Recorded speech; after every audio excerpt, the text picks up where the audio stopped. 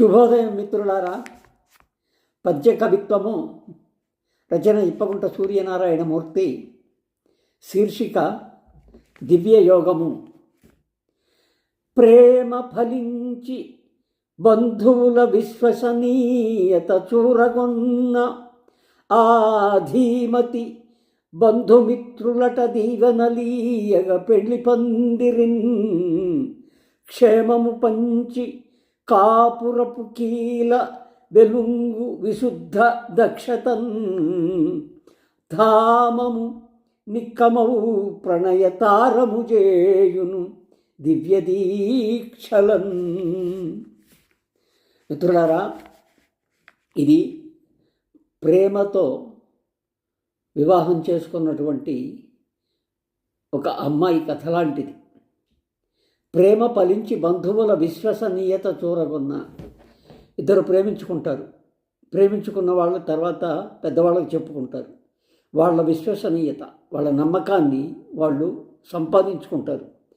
ఆ సంపాదించుకున్న నమ్మకంతో ధీమతి అంటే బుద్ధిమంతురాలు ఆమె బంధుమిత్రులట దీవెనలీయగా, అప్పుడు బంధుమిత్రులందరూ మంచిది, మీరు వివాహం చేసుకోండి అని చెప్పి పెద్దలు నిర్ణయిస్తారు. నిర్ణయించినప్పుడు పెళ్లి పందిరిలో క్షేమము పంచి కాపురపు కీల క్షేమాన్ని పంచుతుంది.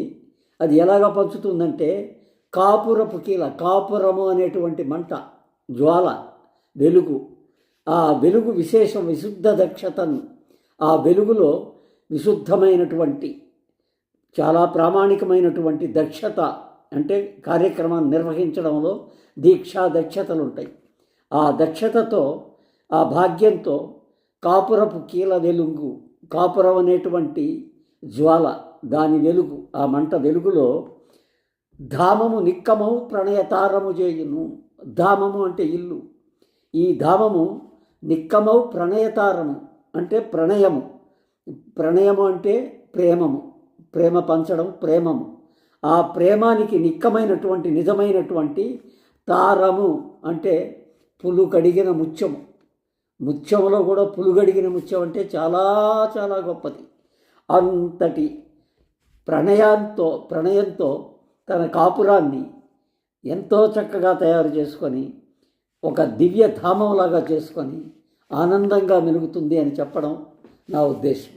మిత్రులారా, ఈ పద్యాన్ని చదివి మీ భావాన్ని మాకు తెలియజేసి కామెంట్ రూపంలో చెప్తారని ఆశిస్తూ సెలవు తీసుకుంటున్నాను. నమస్తే.